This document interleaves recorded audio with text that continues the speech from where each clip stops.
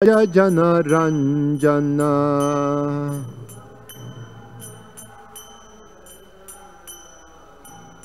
Jamuna Tira Vanachari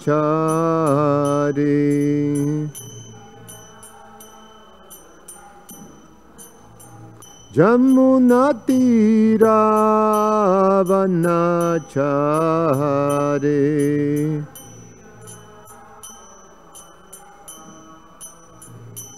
Jaya Radha Madhava Kunja Vihari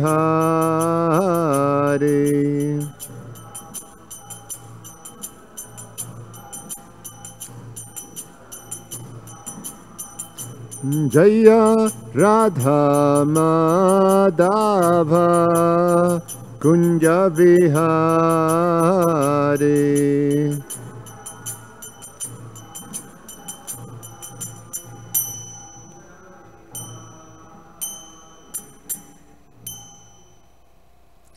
Jayam Vishnupad Paramahansa Parivrajacharya Ashtotarashata Srimad His Divine Grace A.C.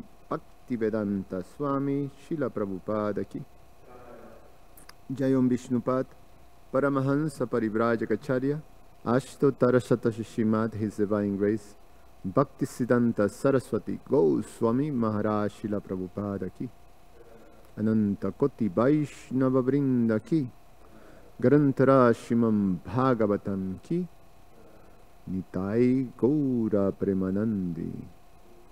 Oh, glories to the assembled devotees. Oh, glories to the assembled devotees. Oh, glories to the assembled devotees. Oh, glories to Shishiguru and Shigauranga. Om Namo Bhagavate Vasudevaya. Om Namo Bhagavate Vasudevaya. Om Namo Bhagavate Vasudevaya.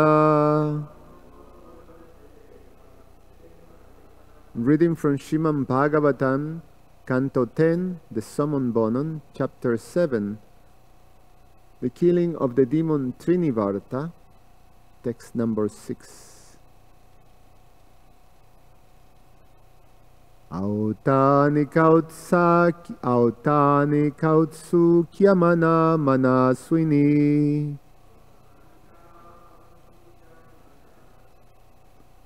samagatam pujayati brajaukasha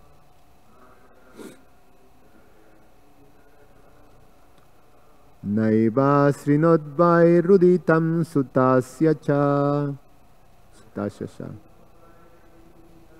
Tasya sa rudanstanarthi charanau udakshipat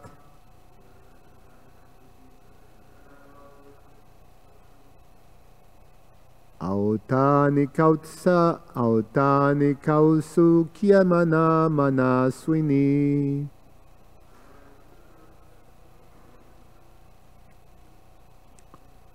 Samagatam pujayati brajaukasha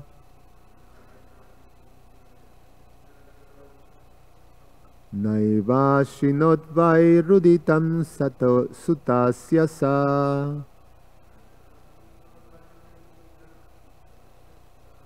Rudanstanarthi charanav udakshipat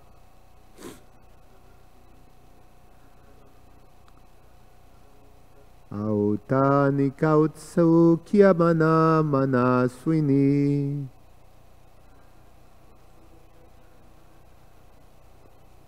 Samagatam pujayati brajaukasha Naiva srinodvairuditam sutasya sa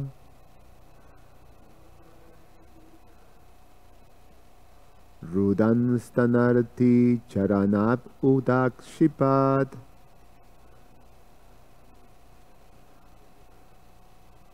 Please chant.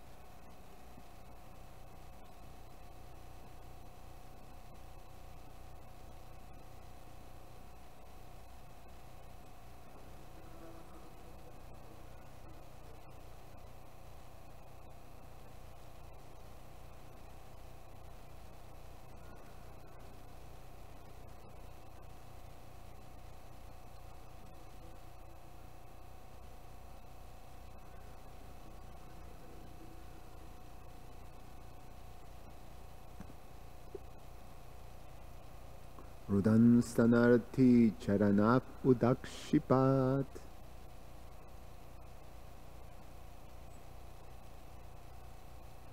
Authanikal sutya mana manaswini.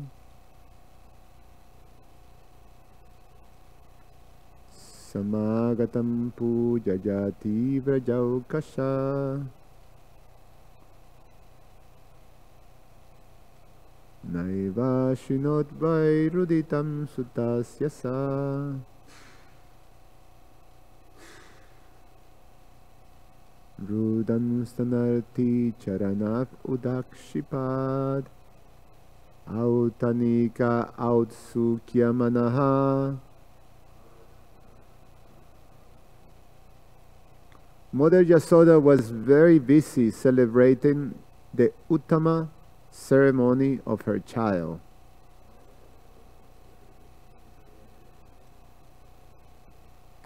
Manaswini, very liberal in distributing food, clothing, ornaments, and cows according to the necessity. Samagatam, to the assembled guests. Pujajati, just to satisfy them. Braja o Kashaha, the inhabitants of Braja.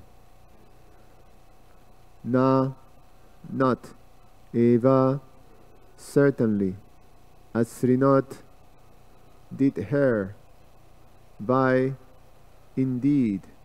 Ruditam, the crying. Sutasya, of her child. Sa, Mother Yasoda. Rudam, crying. Stana Arti, Krishna, who was hankering to drink his mother's milk by sucking her breast. Charana Udakshipat, out of anger threw his two legs hither and thither. Translation and purport by His Divine Grace A.C. Bhaktivedanta Swami Srila Prabhupada Ki Jai.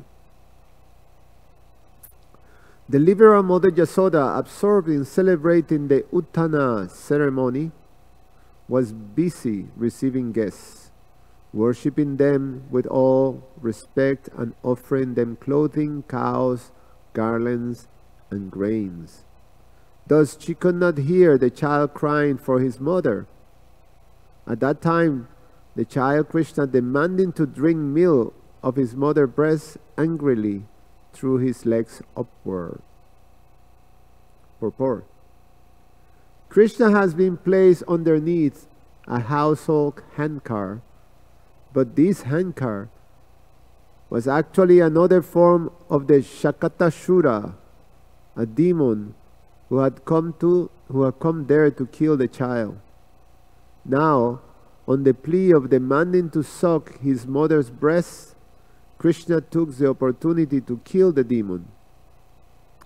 Thus he kicked Sakatasura just to expose him. Although Krishna's mother was engaged in receiving guests, Lord Krishna wanted to draw her attention by killing Sakatasura, and therefore he kicked the card-shaped demon. Such are the pastimes of Krishna. Krishna wanted to draw attention of his mother, but while doing so, he created a great havoc, not understandable by ordinary persons. These narrations are wonderfully enjoyable, and those who are fortunate are struck with wonder upon hearing of these extraordinary activities of the Lord. Although the less intelligent regard them as mythological, because a dull brain cannot understand them, they are real facts. These narrations are actually so enjoyable that and enlightening that Maharaj Parikshit and Sukadev Goswami took pleasure in them, and other liberated persons following in their footsteps become fully jubilant by hearing about the wonderful activities of the Lord. Om Agyana Timirandasya Gyanam Gyana Shalakaya Chakshur Ummilitam Yena Tasmai Sri Gurube Namaha. Namo Mishpadaya Krishnapadaya Shrimate Namaha. Namo Vishnupadaya Krishnapadaya Bhutale Shrimate Bhaktivedanta Swami iti namine. Namaste Saraswate Deve Gauravani Pracharine Nirvishesha Shunyavadi Pashatya Deshatarine Vanchakalpa Tarubhyasha Kripa Sindhu Vyaivacha Patitanam Pavanevyo Vaishnavevyo Namo Namaha. The Uttana ceremony is the grain ceremony. Is that right? Karunanidhi Prabhu? The Uttana ceremony is the grain ceremony, no?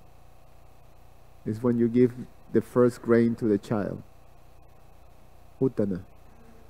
Huh? Annaprasad. So which one is the Uttana ceremony? When you what? When the child what? Oh, when it turns. Just see. So there's a ceremony when the child first turns. That's quite something, no? Huh?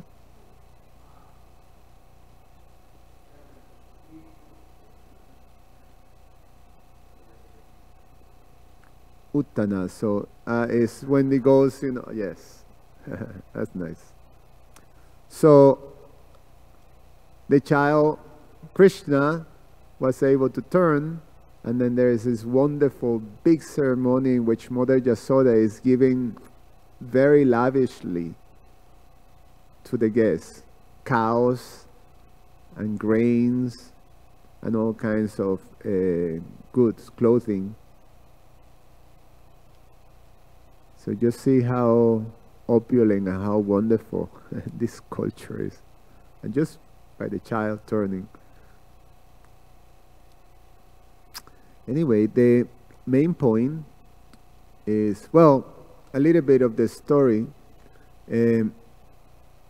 Kansa is sending demons.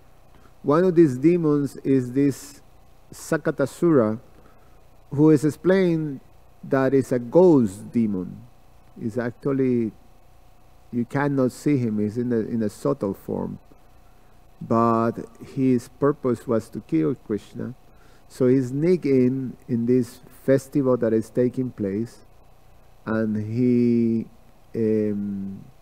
very conveniently or very purposely, he assumed the form, or he enters into this car where Krishna is being placed underneath to rest for the purpose of killing him.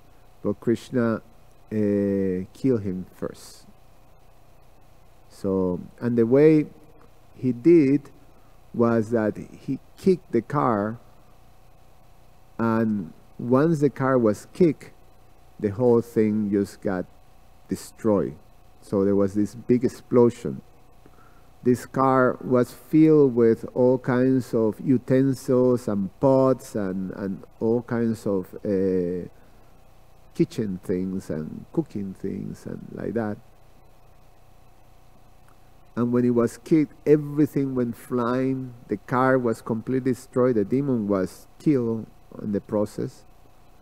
And the sound and the whole destruction was very loud. To the point that with all this celebration, everybody became aware and went running to the place to find that with great horror, that was the car, the whole thing was happens right in the place where Krishna was placed, in a little cradle.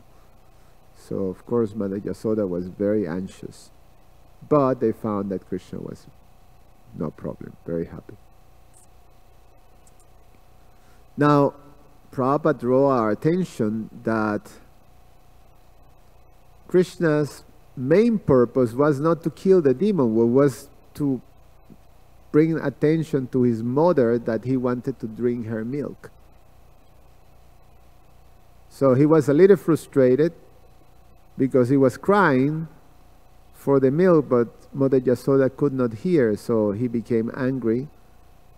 But you see the wonderful activities of Krishna, that just in the process of performing these amazing, endearing, beautiful pastimes, he, okay, I kill a demon while doing my thing, you know. So where you brush, it's like, you know, where you're brushing your teeth, you know, okay, let me kill this demon, you know, something like that. Just his ordinary activities or things. So he does all these wonderful things.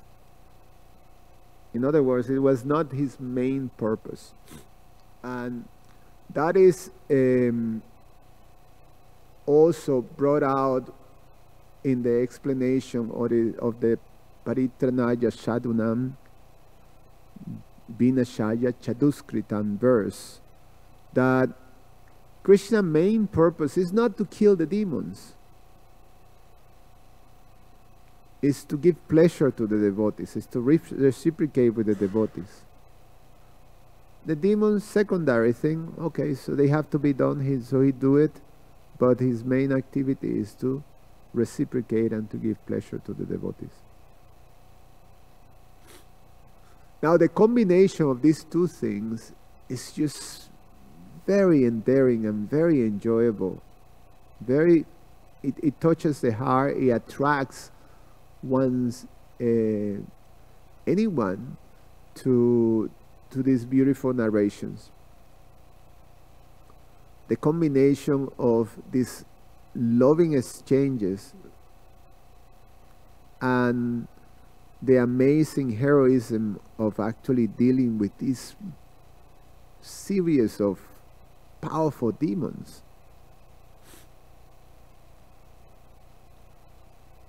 I mean, really, the descriptions of the demons is like, say, Putana, well, how many miles? 8 miles? 12 miles. 12 miles.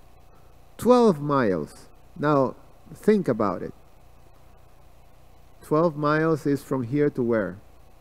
To downtown? Yeah. So, from here to the loop, size of a witch. I mean, not even Godzilla. I mean, when we have Godzilla, you know, you see these movies, you know, King Kong or something like that, when they, you know, this gigantic creature towering, you know, on the cities, destroying everything. People get all like, oh my God. Then Putana, 12 miles. What to speak of Agasura or, you know, Trinivarta, this, you know, whirlwind hurricane demon. And Krishna is taking care of them. So this sort of chivalrous heroism, power that is displayed. You know, here's our hero who is protecting all these innocent people. The combination of that and the love that is displayed and the reciprocation that is there is very touching and very attractive.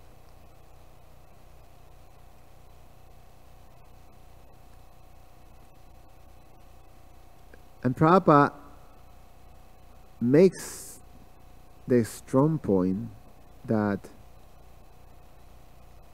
these are factual things. This is historical. These narrations are historical, and he explains that only those whose brains are dull,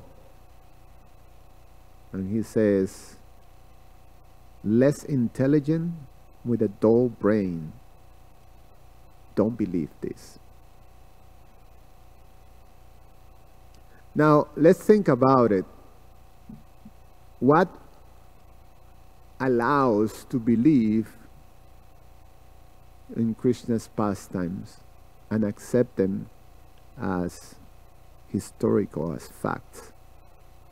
Because we just heard a little baby that was just few months old who took care of a 12-mile demoness. 12-mile demoness. And then just right now took care of a huge ghost demon, and in a very little bit he's going to take care of a huge hurricane demon. So what allows to believe in Krishna's pastimes? Why not, say for example, by nature people needs to have, or is immediately attracted to someone who is heroic, who is powerful, who is extraordinarily powerful, and who will protect us, and also that is lovable. And then throughout, history, we hear narrations that are made of such personalities. For example, we grew up, at least myself, I grew up with this character. A child who was the son of these very wonderful people in a very far planet that was being destroyed by some other antagonistic planet. And then in order to save the child, he was sent in a how you say, in a spaceship or something, in a capsule. He was sent to the Earth, and then he landed in Earth in some farmland, and this very, very honest, nice man, farmer, found this baby in this capsule, and then he took it and adopted him. And then one point it happens that this baby grew up very beautiful, very nice, and then one day the nice farmer was working and something collapsed, his truck collapsed, and he was just about to be crushed by this big truck. And the child, little baby, when he saw this happening, hold the truck and lifted it and pushed it away, and the whole thing went fly. And then this nice farmer looked at this thing and was like in awe. Who is this boy? And this boy became Superman. And Superman became this very lovable, humble person that, that have this wonderful relationship with his parents, and also have a wonderful relationship with another nice woman whose name was Louis. And like that, he was able to protect society constantly from all kinds of bad people, demons. And we look up to this person, with great, he was our God, Superman. Superman. So why do one believe in Superman? We accept Superman as fiction. Someone can make a case to somehow or other convince us that this is a a real thing. And like Superman, we have so many superheroes.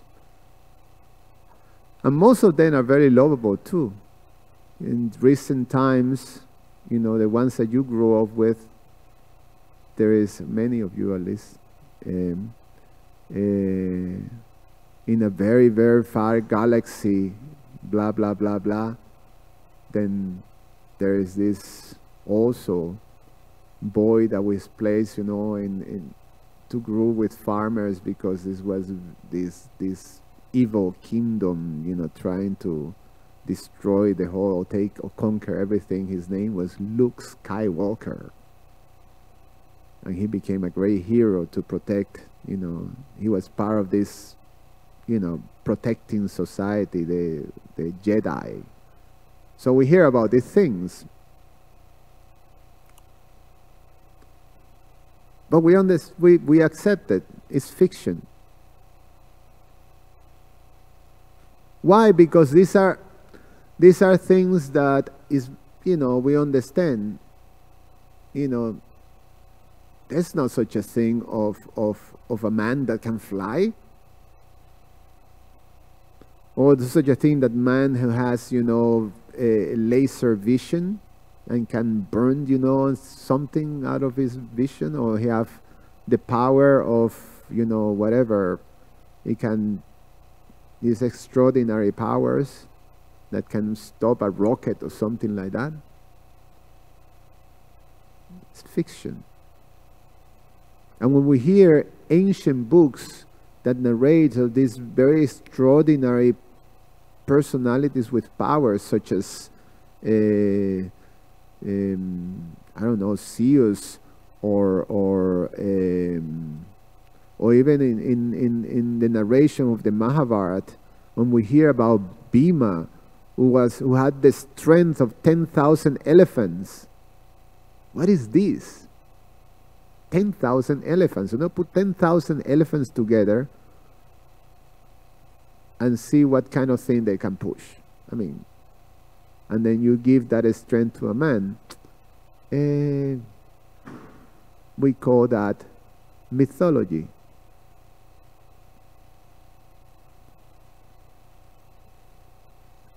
So that is the common understanding. It is impossible, we don't see that something like this exists. So what makes us believe? Why we accept so readily Krishna's pastime as a fact?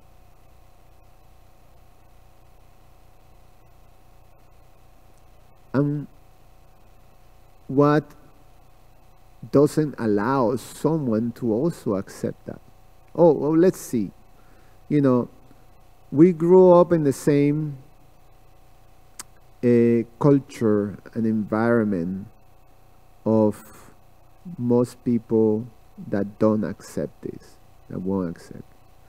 And I bet many of us on the first exposure was like, well, you know, if someone tells you before coming in contact with Krishna consciousness about these pastimes, you will say mythology. Most of us will do that. So what's a turning point that allows to not even think about mythology, but actually you say, yes, I have faith on this, I accept it. And then once you accept it, it becomes this relishing. I mean, we cannot hear enough of Krishna book. How many times you have heard these narrations? And we can hear it and hear it and hear it, and it's always new and exciting. It's quite something because it's always exciting. There is something about the narrations that give this pleasure, but it's a very pure or well, let's say not, let's not talk about purity, but is very endearing and very attractive and very enjoyable. Especially when you hear them from devotees who are rasikas, who are advanced.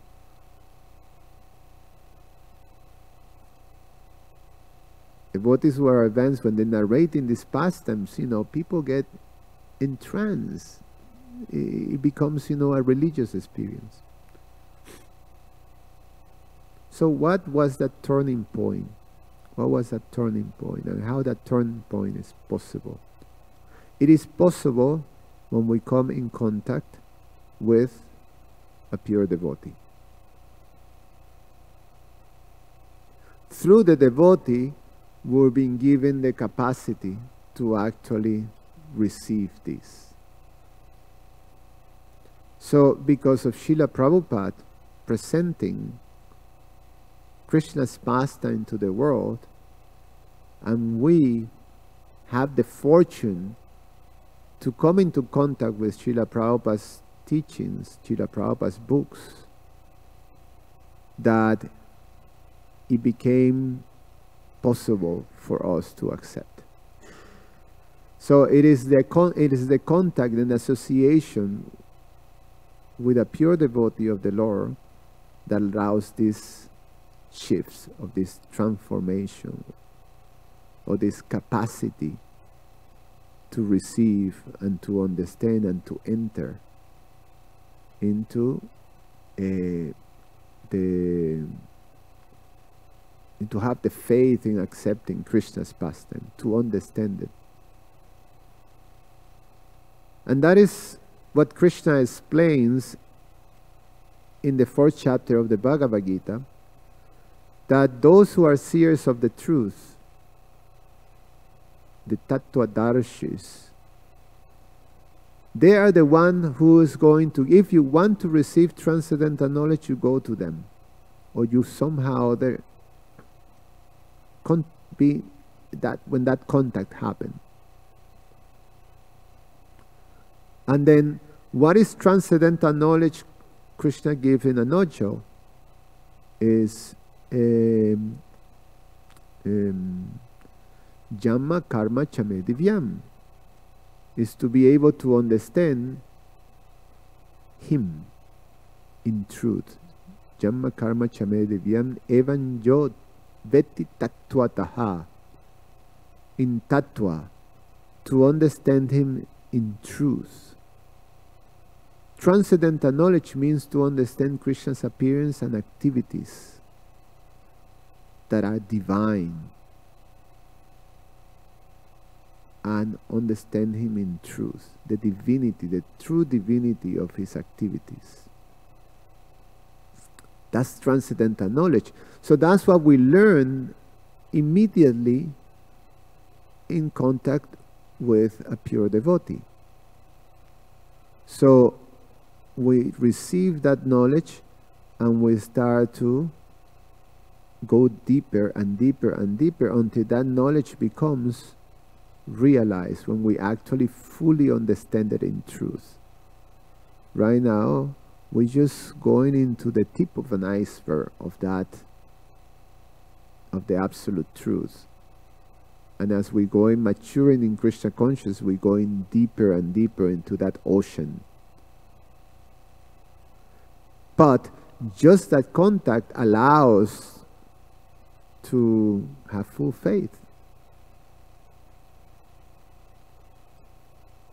which is quite amazing, because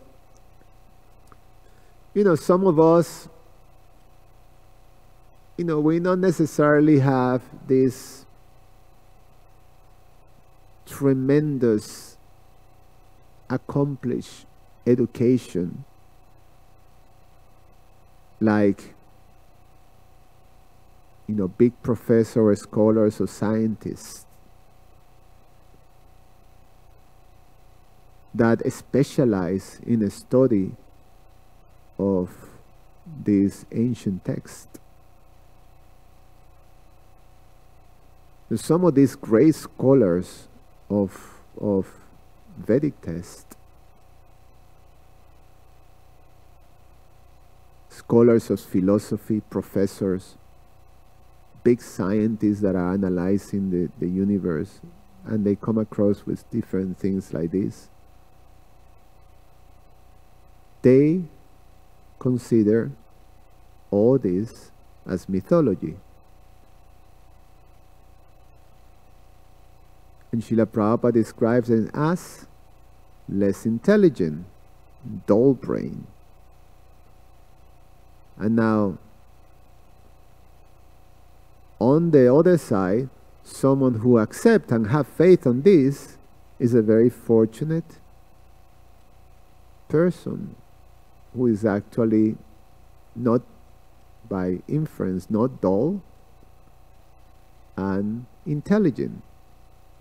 In fact, the what is it? One of the in the 11th canto, the famous verse of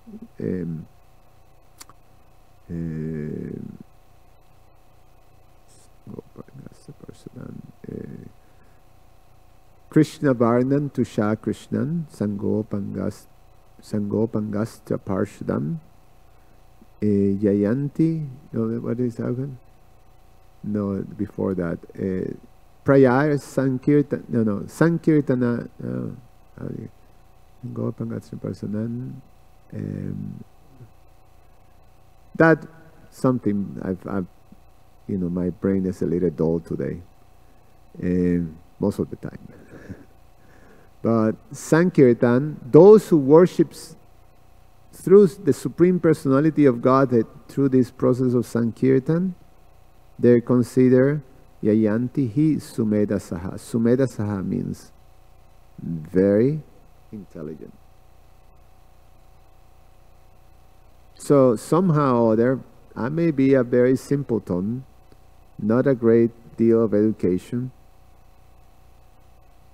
in comparison to these big time intellectuals. And according to the Bhagavatam, I'm intelligent, they're less intelligent.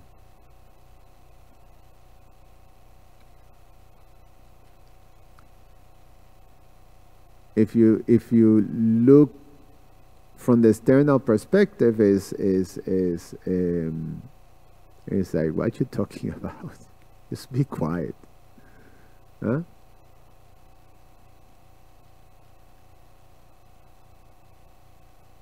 But from the perspective of Krishna's perspective, it is a fact. We don't brag about it because this is all due to mercy. We're mercy cases. We're just fortunate. Because we are under the shelter of such a supremely intelligent personalities, and those are the devotees of the Lord. So because of their association and their mercy, then we receive this opportunity.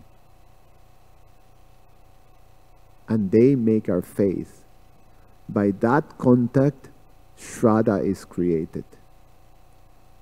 And then as Shraddha, the first Shraddha that is created, then it starts to blossoming and continue evolving until it becomes Krishna Prema.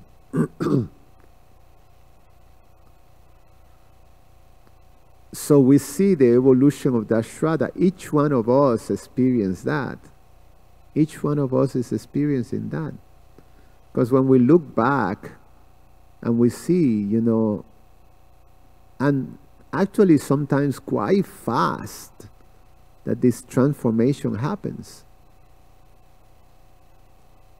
That's the power of the devotee. Therefore, the contact with the devotee is considered an extremely fortunate event in the life of a living entity. Extremely fortunate.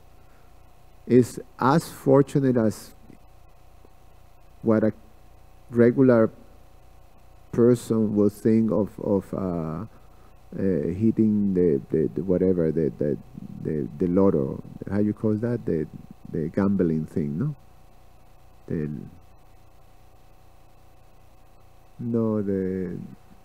When people hear the big mega whatever. Yeah, the lotto, no? Lotto. Yeah. Brahmanda Brahmite Kona Bhagyavan Jiva. So, wandering in the universe among unlimited living entities,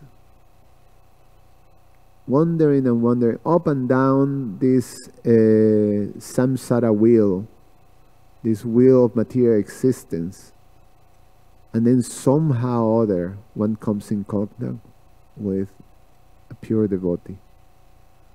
In that moment, you become Bhagyavan Jiva, a Jiva who is extremely fortunate, because that event would lead to Guru Krishna Prasadapai Bhakti Lata Vicha, that the seed of devotion is planted within the heart.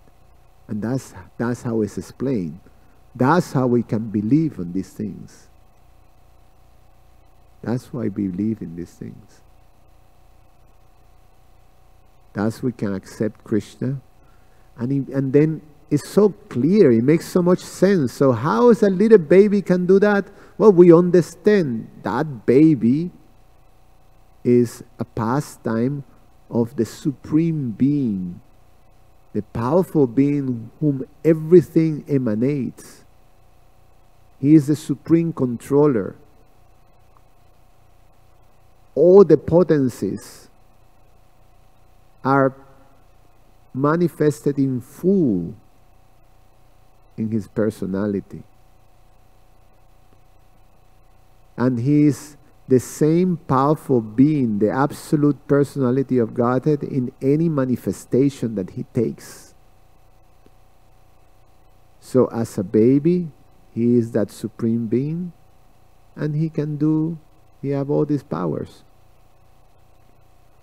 But not only he have these powers that puts you in awe, but he is the most lovable personality. So we believe on this.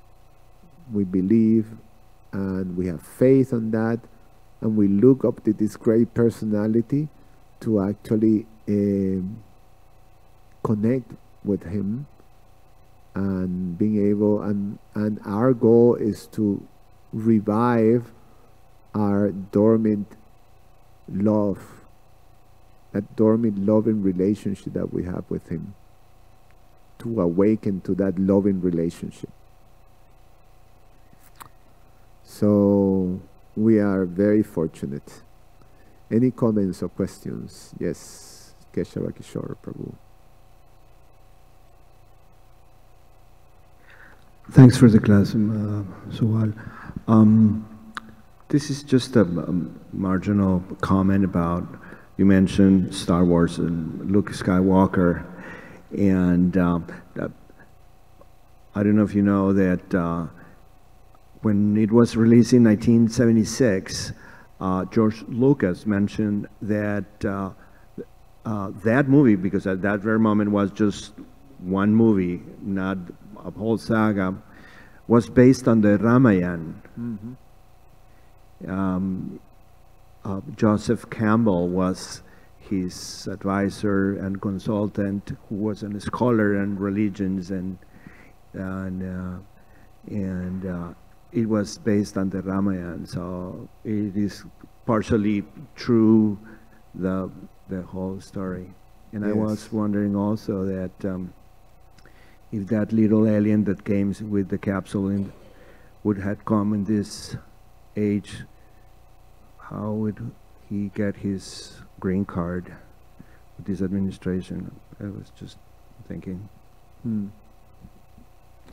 Jai Baladev, you have?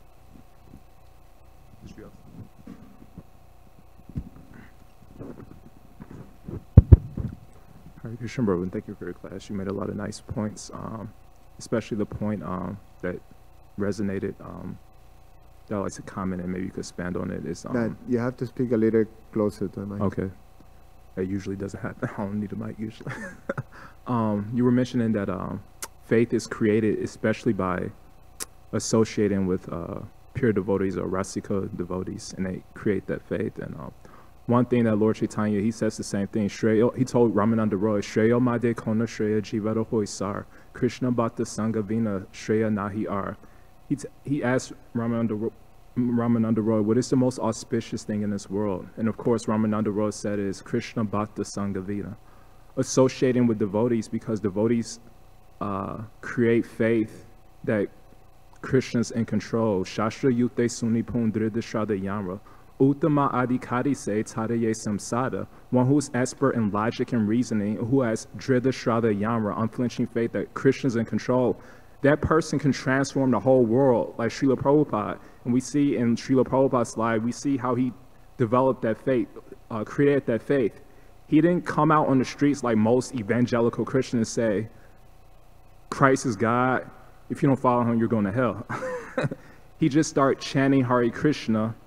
And when they saw that this person actually cares for me, then he was able to give the rules and regulations, speak a little bit more about Krishna. So there's a quote that says, nobody cares how much you know until they know how much you care. And so we see kids, they don't know anything about anything. And why are they developing faith in everything their parents says? Because they feel like this person cares for me. And the same with any situation. So that's why we see so many demoniac people. Their motive is to gain the trust of people.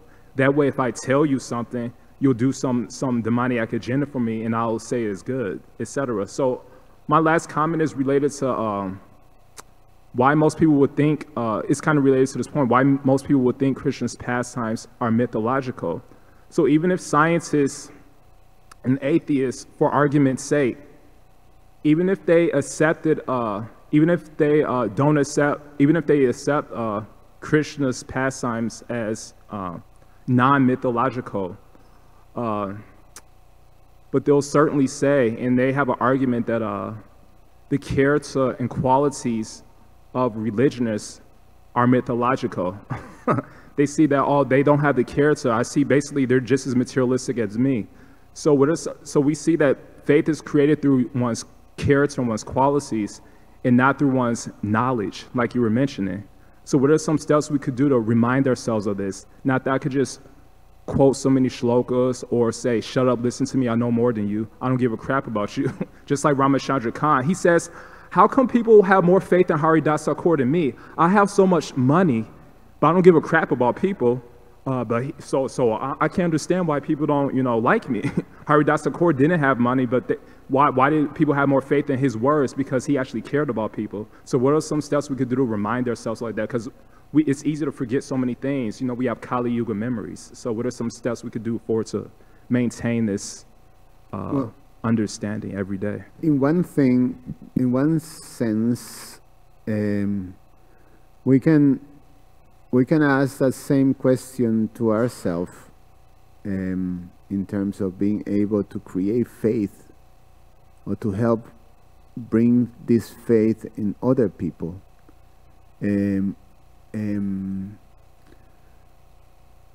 We have people that are able to create faith but misled. Like say, for example, Jim Jones, the guy who led, I don't know how many tens of people, like 100 or something like that, to take poison and kill themselves. So they have faith on this guy.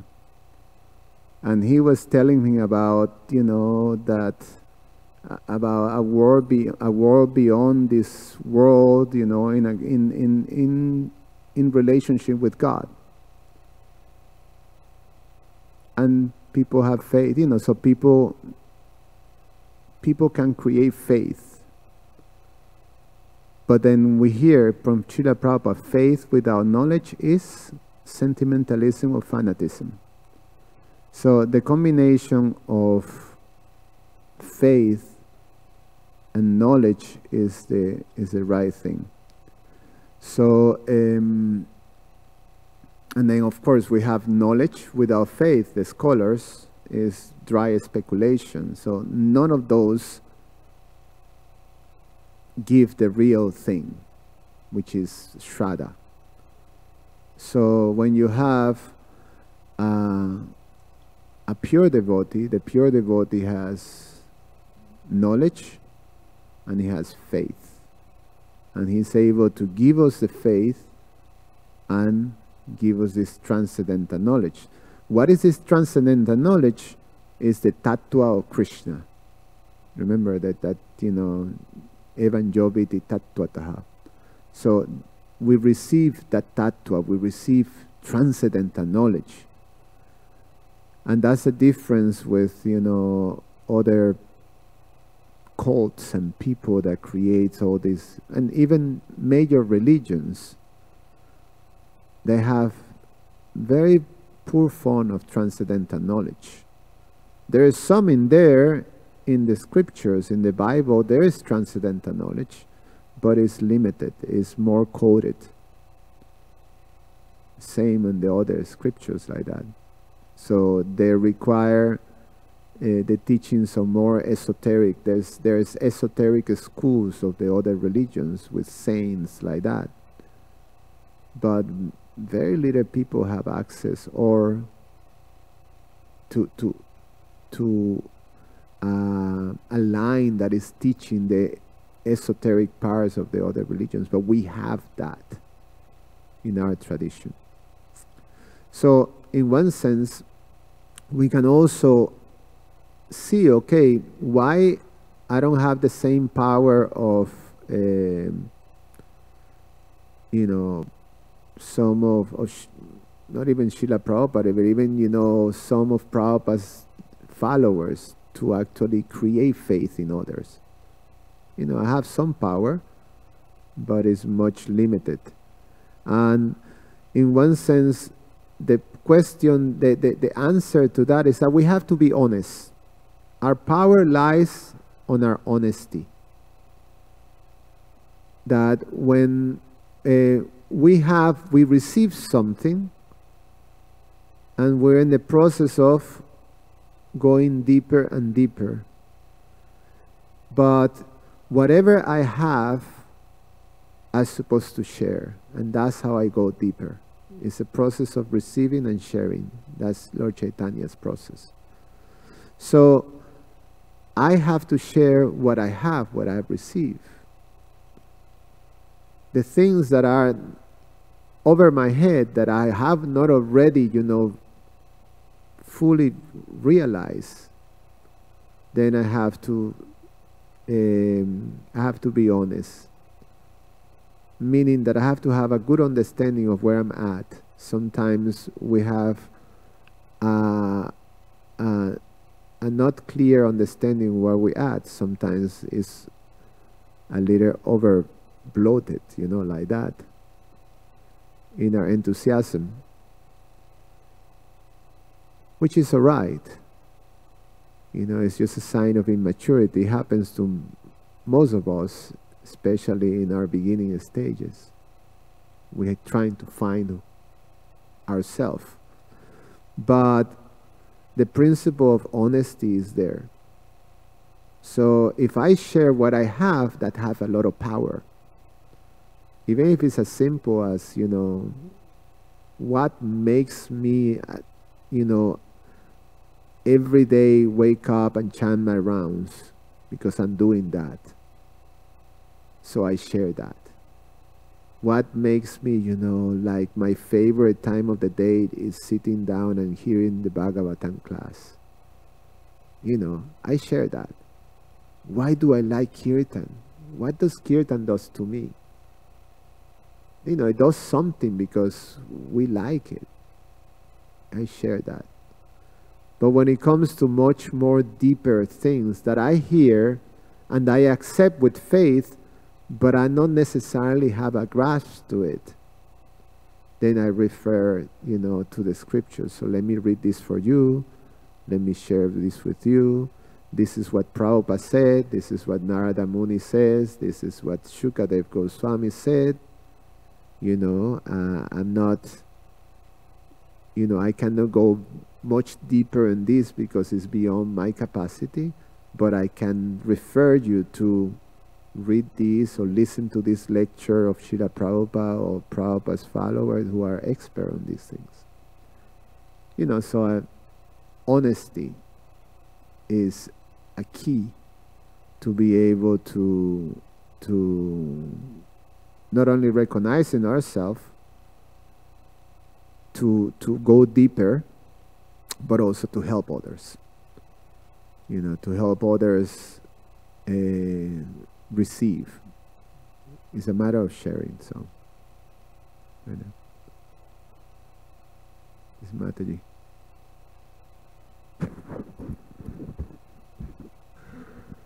Thank you for the class. So, like I was thinking in practical experiences, like when one is dealing with the outside world or difficult situations, then it is very difficult to apply this faith and to apply this faith in God. Even when one is like fighting against what is wrong, it is very difficult to keep the faith that God is on the side and the truth will always win. So it is always good when you hear about it and you discuss in the Bhagavad class, yes, God is there and He's with us, and but when one actually goes into like practical application and like difficult situations in life, all that doesn't seem to help. So that is my question. How can you actually apply? There are many things we learn in Bhagavatam. This is what we should do, we shouldn't do. But when difficult situations come, then none of that actually helps, because when anger comes, or when pessimism comes, or when the faith is being tested, then like even for an ordinary person, when the faith is being tested for that person, I feel personally that it doesn't make a lot of difference. I think I have the question. I would say guidance. That's what helps us. If I do things in the application of this culture of Krishna consciousness, which is, in one sense, we are learning, it's almost like learning a new way of being, a new culture in which we accept and we submit to Krishna's instructions. Krishna consciousness is about this accepting and embracing Krishna's system. That's when, it comes to the last instruction of Krishna in the Bhagavad Gita, Mam ekam sharanam braja. We accept exclusively Krishna's system. So we're in the process. True, we accept that, but the application becomes difficult. What makes the application difficult? The application is difficult because we hold to our way of doing independence. We hold into our independence. The difficult part is to let go our independence. So we're in the process of learning to let go. It's a gradual process. It is unrealistic to think that we can give up our independence just in one shot like that. Not impossible. Prabhupada said it is possible, but very unlikely on most of us. So as much as we maintain our independence, thus we have to face, the repercussions of that, which is difficulties, obstacles in the path of Krishna consciousness. And through that ordeal, then Krishna helps us to learn. So, if we're sincere, then through ordeal, you start to get it. Oh, yeah, why do I have to go through this difficulty? I just have to give up, and accept Krishna. In I think was yesterday. Yes, Maharaj, Indradumya Maharaj example of Draupadi yesterday. You were here, all were here in the class. And he was explaining how, Draupadi asked the question to Krishna, my dear Lord, why you took so long to come and help me? You know what I mean? It was horrible what you have to go through. She would be having nice that she didn't have to go through all the humiliation and wait to the last moment that basically, it was gonna happen. And basically, in short,